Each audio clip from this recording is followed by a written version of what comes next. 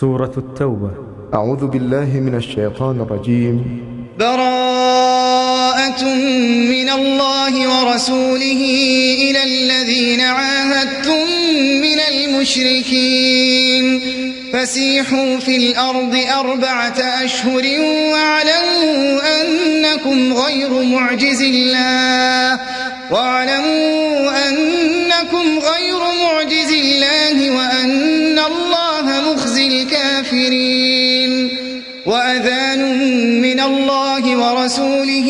إلى الناس يوم الحج الأكبر أن الله بريء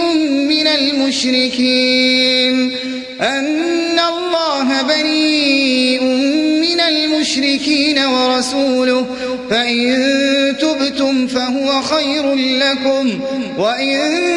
توليتم فاعلموا أنكم غير معجز الله وبشر الذين كفروا بعذاب أليم.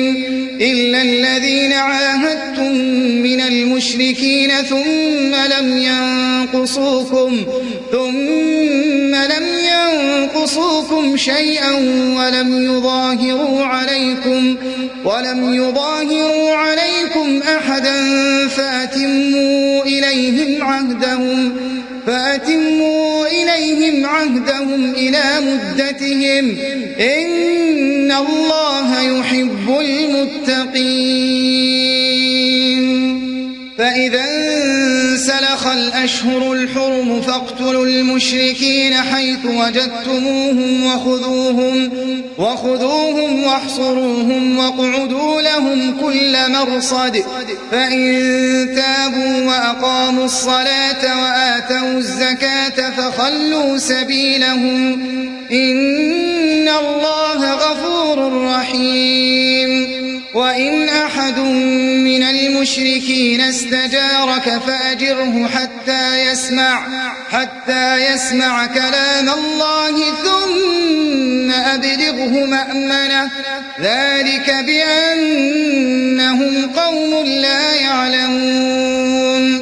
كيف يكون للمشركين عهد عند الله وعند رسوله إلا الذين عاهدتم عند المسجد الحرام فما استقاموا لكم فاستقيموا لهم إن الله يحب المتقين. كيف وإن يظهروا عليكم لا يرقبوا فيكم إلا ولا ذمة يرضونكم بأفواههم وتأبى قلوبهم وأكثرهم فاسقون. اشتروا بآيات الله ثمنا قليلا فصدوا عن سبيله إنهم ساء ما كانوا يعملون. لا يرقبون في مؤمن إلا ولا ذمة وأولئك هم المعتدون. فإن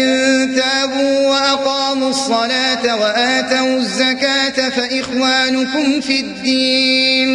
ونفصل الآيات لقوم يعلمون. وإن نكثوا أيمانهم من بعد عهدهم وطعنوا في دينكم فقاتلوا أئمة الكفر إنهم لا أيمان لهم لعلهم ينتهون. ألا تقاتلون قوما نكثوا أيمانهم وهموا بإخراج الرسول وهم بدأوكم أول مرة أتخشونهم فالله أحق أن تخشوه إن كنتم مؤمنين. قاتلوهم يعذبهم الله بأيديكم ويخزهم وينصركم عليهم ويشف صدور قوم مؤمنين. ويذهب غيظ قلوبهم ويتوب الله على من يشاء والله عليم حكيم. أم حسبتم أن تتركوا ولما يعلم الله الذين جاهدوا منكم ولم يتخذوا من دون الله ولا رسوله ولا المؤمنين وليجة والله خبير بما تعملون. ما كان للمشركين أن يعمروا مساجد الله شاهدين على أنفسهم بالكفر أولئك حبطت أعمالهم وفي النار هم خالدون. إنما يعمر مساجد الله من آمن بالله واليوم الآخر وأقام الصلاة وآتى الزكاة ولم يخش إلا الله فعسى أولئك أن يكونوا من المهتدين. أجعلتم سقاية الحاج وعمارة المسجد الحرام كمن آمن بالله واليوم الآخر وجاهد في سبيل الله لا يستوون عند الله والله لا يهدي القوم الظالمين. الذين آمنوا وهاجروا وجاهدوا في سبيل الله بأموالهم وأنفسهم أعظم درجة عند الله وأولئك هم الفائزون. يبشرهم ربهم برحمة منه ورضوان وجنات لهم فيها نعيم مقيم خالدين فيها أبدا إن الله عنده أجر عظيم. يا أيها الذين آمنوا لا تتخذوا آباءكم وإخوانكم أولياء إن استحبوا الكفر على الإيمان ومن يتولهم منكم فأولئك هم الظالمون. قل إن كان آباؤكم وأبناؤكم وإخوانكم وأزواجكم وعشيرتكم وأموال اقترفتموها وتجارة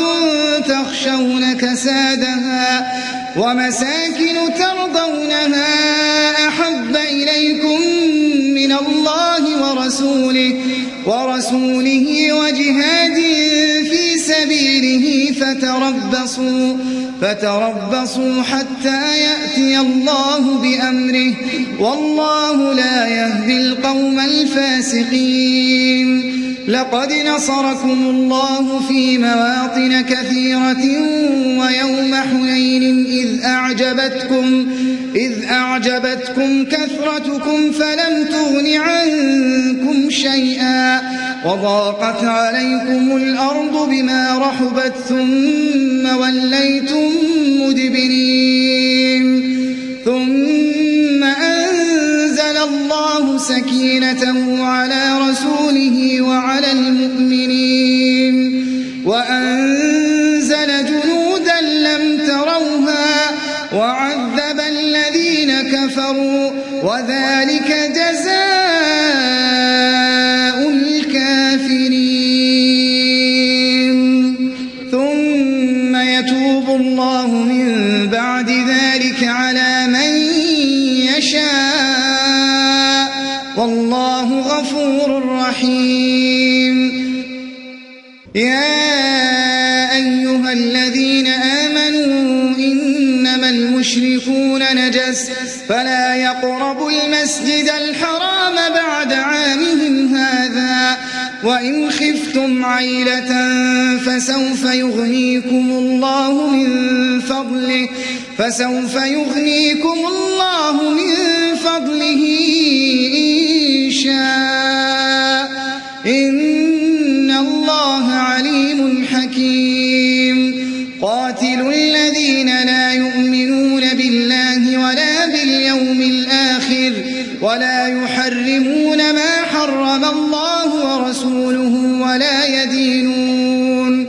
ولا يدينون دين الحق من الذين أوتوا الكتاب حتى يعطوا الجزية عن يد وهم صاغرون. وقالت اليهود عزير ابن الله وقالت النصارى المسيح ابن الله ذلك قولهم بأفواههم يضاهئون قول الذين كفروا من قبل قاتلهم الله أنى يؤفكون. اتخذوا أحبارهم ورهبانهم أربابا من دون الله والمسيح ابن مريم وما أمروا إلا ليعبدوا إلها واحدا لا إله إلا هو سبحانه عما يشركون. يريدون أن يطفئوا نور الله بأفواههم ويأبى الله إلا أن يتم نوره ولو كره الكافرون. هو الذي أرسل رسوله بالهدى ودين الحق ليظهره على الدين كله ولو كره المشركون. يا أيها الذين آمنوا إن كثيرا من الأحبار والرهبان ليأكلون أموال الناس بالباطل ويصدون عن سبيل الله. والذين يكنزون الذهب والفضة ولا ينفقونها في سبيل الله فبشرهم بعذاب أليم يوم يحمى عليها في نار جهنم فتكوى بها جباههم وجنوبهم وظهورهم هذا ما كنزتم لأنفسكم فذوقوا ما كنتم تكنزون. إن عدة الشهور عند الله 12 شهرا في كتاب الله يوم خلق السماوات والأرض منها 4 حرم ذلك الدين القيم فلا تظلموا فيهن أنفسكم وقاتلوا المشركين كافة كما يقاتلونكم كافة واعلموا أن الله مع المتقين. إنما النسيء زيادة في الكفر يضل به الذين كفروا يحلونه عاما ويحرمونه عاما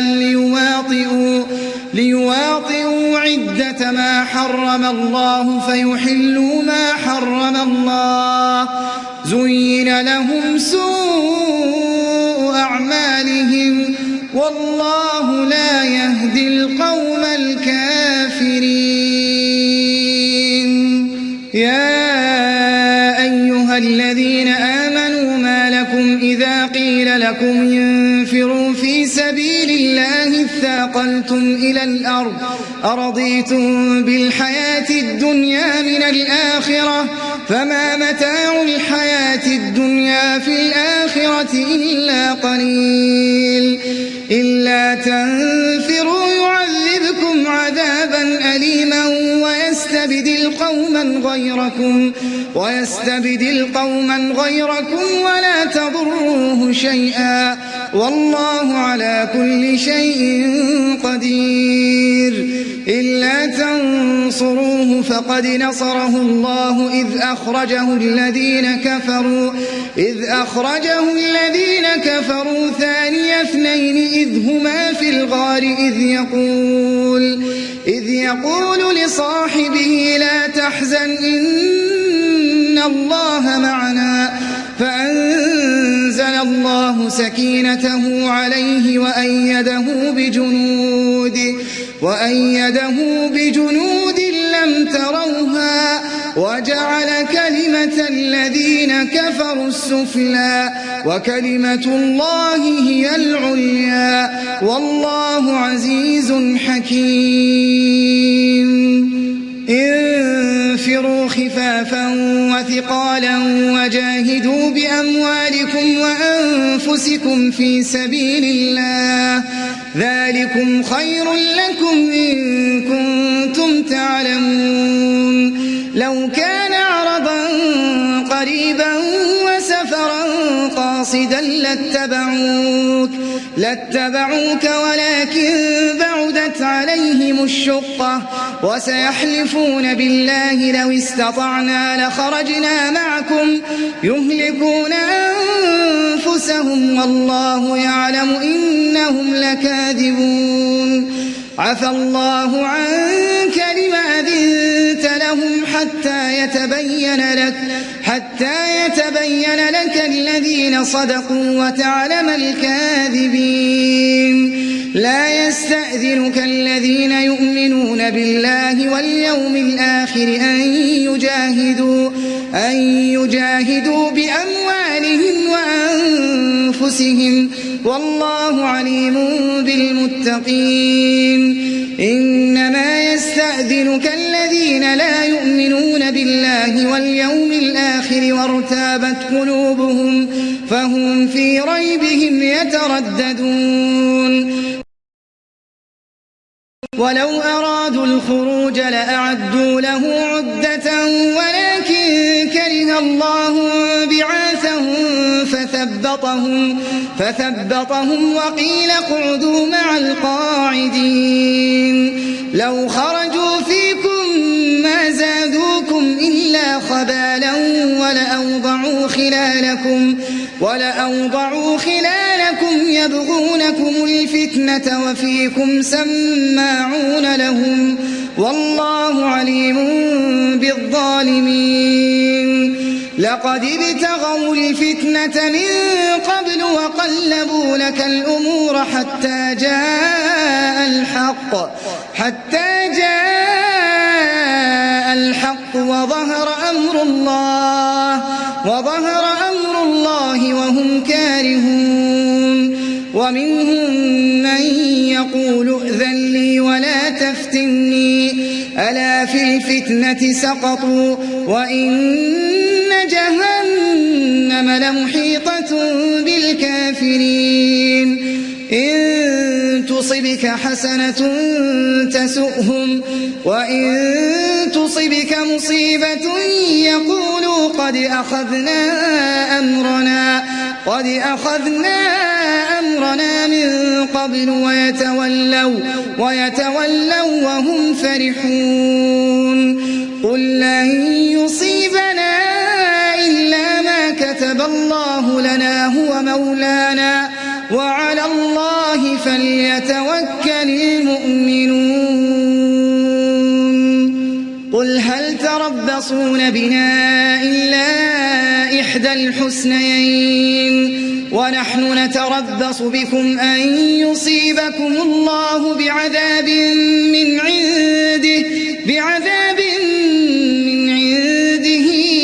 أو بأيدينا فتربصوا إنا معكم متربصون قل أنفقوا طوعا أو كرها لن يتقبل منكم إنكم كنتم قوما فاسقين وما منعهم أن تقبل منهم نفقاتهم إلا أنهم كفروا بالله وبرسوله ولا يأتون الصلاة إلا وهم كسالى ولا ينفقون إلا وهم كارهون فلا تعجبك أموالهم ولا أولادهم إنما يريد الله ليعذبهم بها في الحياة الدنيا وتزهق أنفسهم وهم كافرون ويحلفون بالله إنهم لمنكم وما هم منكم ولكنهم قوم يفرقون لو يجدون ملجأ أو مغارات أو مدخلا لولوا إليه وهم يجمحون ومنهم من يلمزك في الصدقات فإن أعطوا منها رضوا وإن لم يعطوا منها إذا هم يسخطون ولو أنهم رضوا ما آتاهم الله ورسوله وقالوا حسبنا الله سيؤتينا الله من فضله ورسوله إنا إلى الله راغبون إنما الصدقات للفقراء والمساكين والعاملين عليها والمؤلفة قلوبهم وفي الرقاب والغارمين وفي سبيل الله وابن السبيل فريضة من الله والله عليم حكيم ومنهم الذين يؤذون النبي ويقولون هو أذن قل أذن خير لكم يؤمن بالله ويؤمن للمؤمنين ورحمة للذين آمنوا منكم والذين يؤذون رسول الله لهم عذاب أليم يحلفون بالله لكم ليرضوكم والله ورسوله أحق أن يرضوه إن كانوا مؤمنين ألم يعلموا أنه من يحادد الله ورسوله فأن له نار جهنم خالدا فيها ذلك الخزي العظيم يحذر المنافقون أن تنزل عليهم سورة تنبئهم بما في قلوبهم قل استهزئوا إن الله مخرج ما تحذرون ولئن سألتهم ليقولن إنما كنا نخوض ونلعب قل أبالله وآياته ورسوله كنتم تستهزئون لا تعتذروا قد كفرتم بعد إيمانكم إن نعف عن طائفة منكم نعذب طائفة بأنهم كانوا مجرمين المنافقون والمنافقات بعضهم من بعض يأمرون بالمنكر وينهون عن المعروف ويقبضون أيديهم نسوا الله فنسيهم إن المنافقين هم الفاسقون وعد الله المنافقين والمنافقات والكفار نار جهنم نار جهنم خالدين فيها هي حسبهم ولعنهم الله ولهم عذاب مقيم كالذين من قبلكم كانوا أشد منكم قوة وأكثر أموالا وأولادا فاستمتعوا بخلاقهم فاستمتعتم بخلاقكم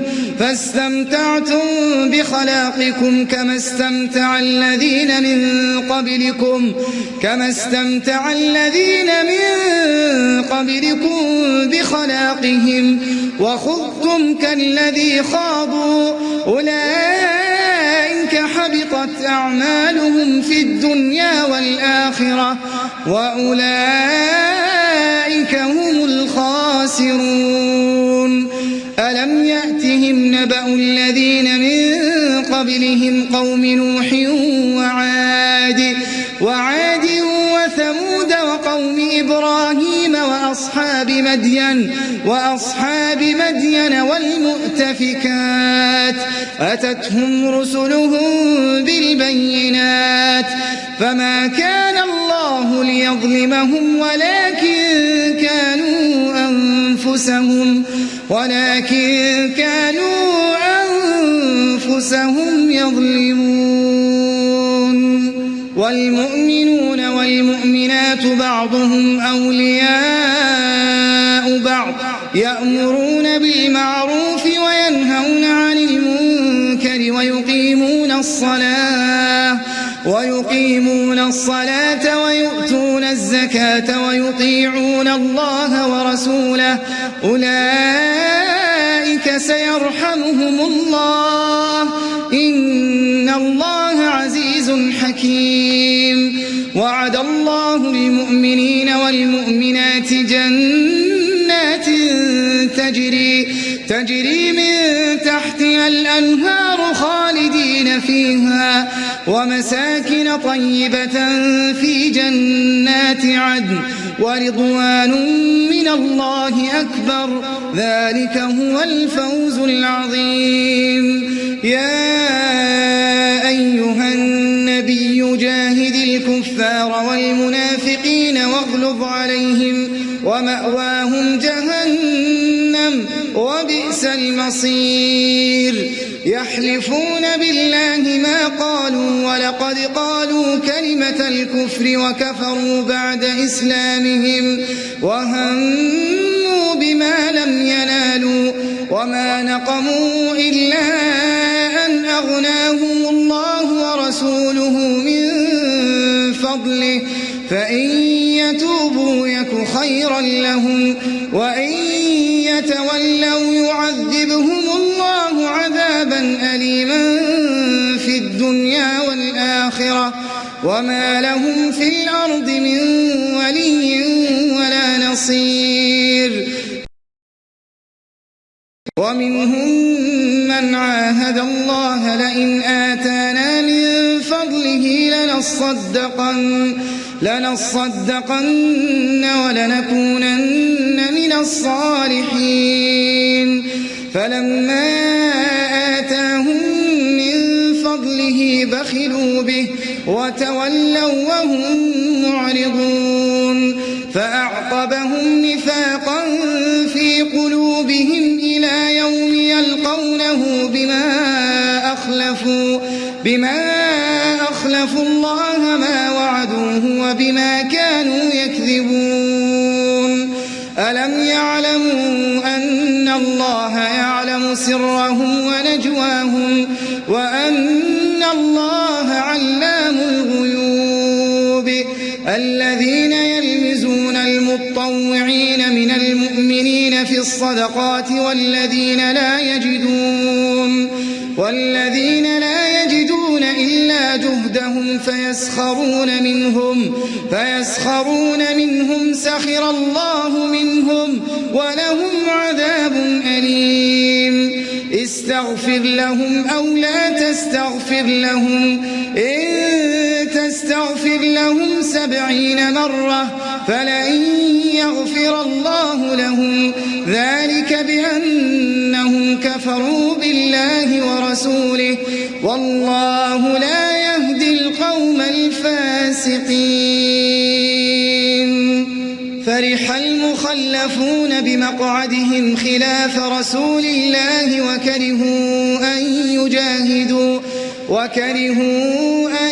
يجاهدوا بأموالهم وأنفسهم في سبيل الله وقالوا لا تنفروا في الحر قل نار جهنم أشد حرا لو كانوا يفقهون. فليضحكوا قليلا وليبكوا كثيرا جزاء بما كانوا يكسبون. فإن رجعك الله إلى طائفة منهم فاستأذنوك للخروج فقل لن تخرجوا معي أبدا ولن تقاتلوا معي عدوا إنكم رضيتم بالقعود أول مرة فاقعدوا مع الخالفين ولا تصل على أحد منهم مات أبدا ولا تقم على قبره إنهم كفروا بالله ورسوله وماتوا وهم فاسقون. ولا تعجبك أموالهم وأولادهم إنما يريد الله أن يعذبهم بها في الدنيا وتزهق أنفسهم وهم كافرون. وإذا أنزلت سورة أن آمنوا بالله وجاهدوا مع رسوله استأذنك أولو الطول منهم وقالوا ذرنا نكن مع القاعدين. رضوا بأن يكونوا مع الخوالف وطبع على قلوبهم فهم لا يفقهون. لكن الرسول والذين آمنوا معه جاهدوا بأموالهم وأنفسهم وأولئك لهم الخيرات وأولئك هم المفلحون. أعد الله لهم جنات تجري من تحتها الأنهار خالدين فيها ذلك الفوز العظيم. وجاء المعذرون من الأعراب ليؤذن لهم وقعد الذين كذبوا الله ورسوله سيصيب الذين كفروا منهم عذاب أليم. ليس على الضعفاء ولا على المرضى ولا على الذين لا يجدون ما ينفقون حرج إذا نصحوا لله ورسوله ما على المحسنين من سبيل والله غفور رحيم. ولا على الذين إذا ما أتوك لتحملهم قلت لا أجد ما أحملكم عليه تولوا وأعينهم تفيض من الدمع حزنا ألا يجدوا ما ينفقون. إنما السبيل على الذين يستأذنونك وهم أغنياء رضوا بأن يكونوا مع الخوالف وطبع الله على قلوبهم فهم لا يعلمون. يعتذرون إليكم إذا رجعتم إليهم قل لا تعتذروا لن نؤمن لكم قد نبأنا الله من أخباركم وسيرى الله عملكم ورسوله ثم تردون ثم تردون إلى عالم الغيب والشهادة فينبئكم بما كنتم تعملون سيحلفون بالله لكم إذا انقلبتم إليهم لتعرضوا عنهم فأعرضوا عنهم إنهم رجس ومأواهم جهنم جزاء بما كانوا يكسبون يحلفون لكم لترضوا عنهم فإن ترضوا عنهم فإن الله لا يرضى عن القوم الفاسقين الأعراب أشد كفرا ونفاقا وأجدر أن لا يعلموا حدود ما أنزل الله على رسوله والله عليم حكيم ومن الأعراب من يتخذ ما ينفق مغرما ويتربص بكم الدوائر عليهم دائرة السوء والله سميع عليم ومن الأعراب من يؤمن بالله واليوم الآخر ويتخذ ما ينفق قربات عند الله وصلوات الرسول ألا إنها قربة لهم سيدخلهم الله في رحمته إن الله غفور رحيم والسابقون الأولون من المهاجرين والأنصار والذين اتبعوهم بإحسان رضي الله عنهم ورضوا عنه وأعد لهم جنات تجري تحتها الأنهار خالدين فيها أبدا ذلك الفوز العظيم وممن حولكم من الأعراب منافقون ومن أهل المدينة مردوا على النفاق لا تعلمهم نحن نعلمهم سنعذبهم مرتين ثم يردون إلى عذاب عظيم وآخرون اعترفوا بذنوبهم خلطوا عملا صالحا وآخر سيئا عسى الله أن يتوب عليهم إن الله غفور رحيم خذ من أموالهم صدقة تطهرهم وتزكيهم بها وصل عليهم إن صلاتك سكن لهم والله سميع عليم ألم يعلموا أن الله هو يقبل التوبة عن عباده ويأخذ الصدقات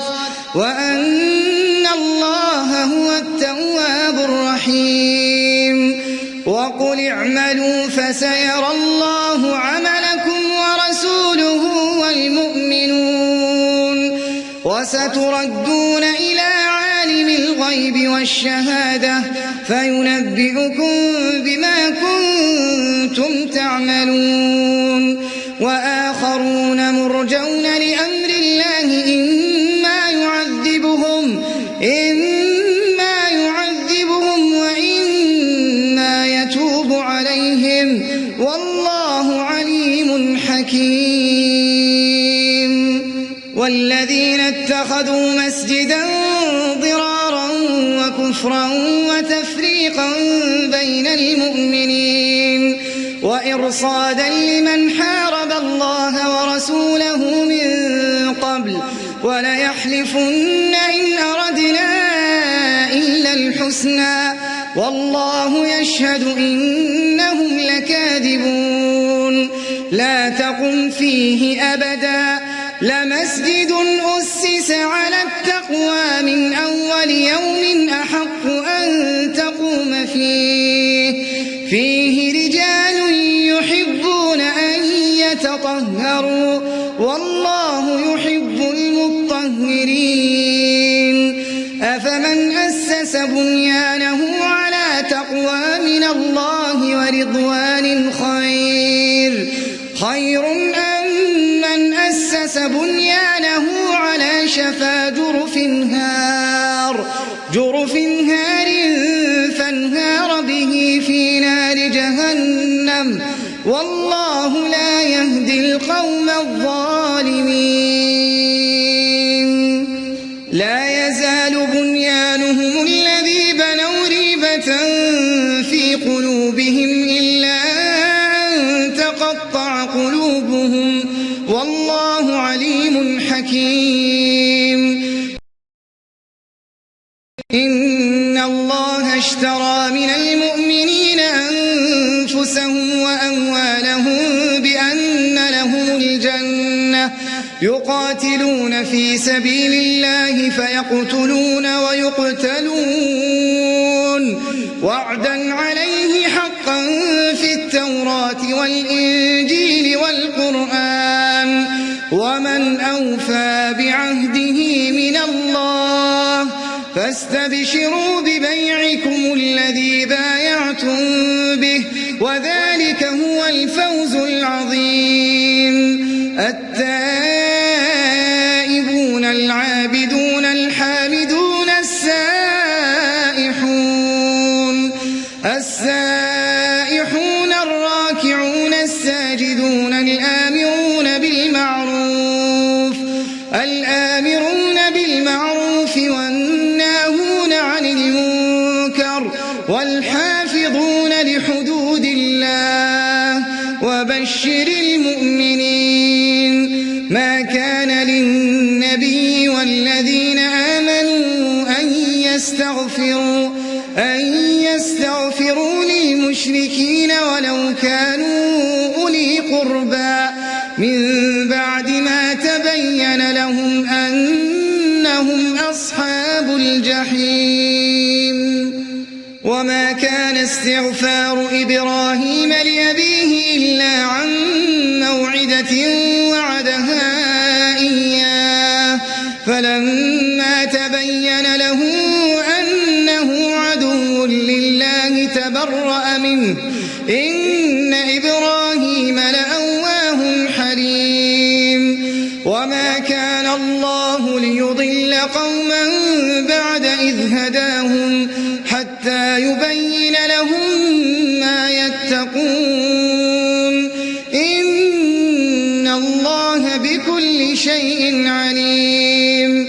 إن الله له ملك السماوات والأرض يحيي ويميت وما لكم من دون الله من ولي ولا نصير لقد تاب الله على النبي والمهاجرين والأنصار الذين اتبعوه في ساعة العسرة من بعد ما كاد يزيغ قلوب فريق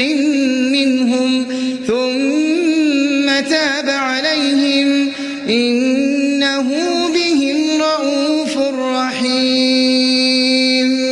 وعلى الثلاثة الذين خلفوا حتى إذا ضاقت عليهم الأرض بما رحبت وضاقت عليهم أنفسهم وظنوا أن لا ملجأ من الله إلا إليه ثم تاب عليهم ليتوبوا إن الله هو التواب الرحيم يا أيها الذين آمنوا اتقوا الله وكونوا مع الصادقين ما كان لأهل المدينة ومن حولهم من الأعراب أن يتخلفوا عن رسول الله ولا يرغبوا بأنفسهم عن نفسه ذلك بأنهم لا يصيبهم ظمأ ولا نصب ولا مخمصة في سبيل الله ولا يطؤون موطئا يغيظ الكفار ولا ينالون من عدو نيلا إلا كتب لهم به عمل صالح إن الله لا يضيع أجر المحسنين ولا ينفقون نفقة صغيرة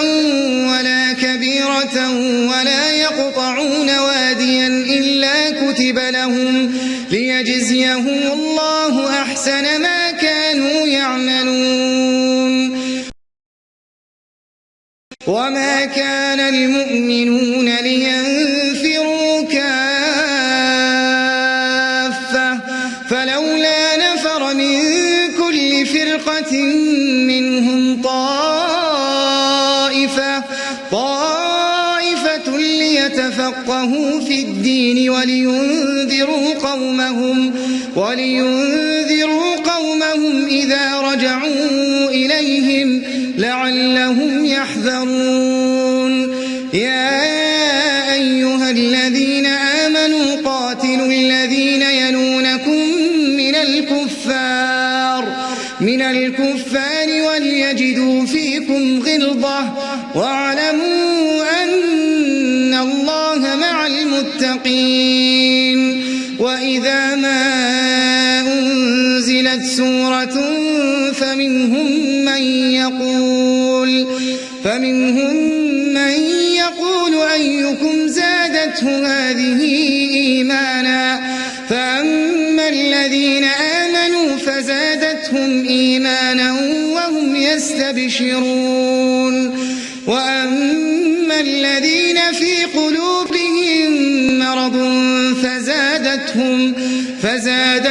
رجسا إلى رجسهم وماتوا وهم كافرون أولا يرون أنهم يفتنون في كل عام مرة أو مرتين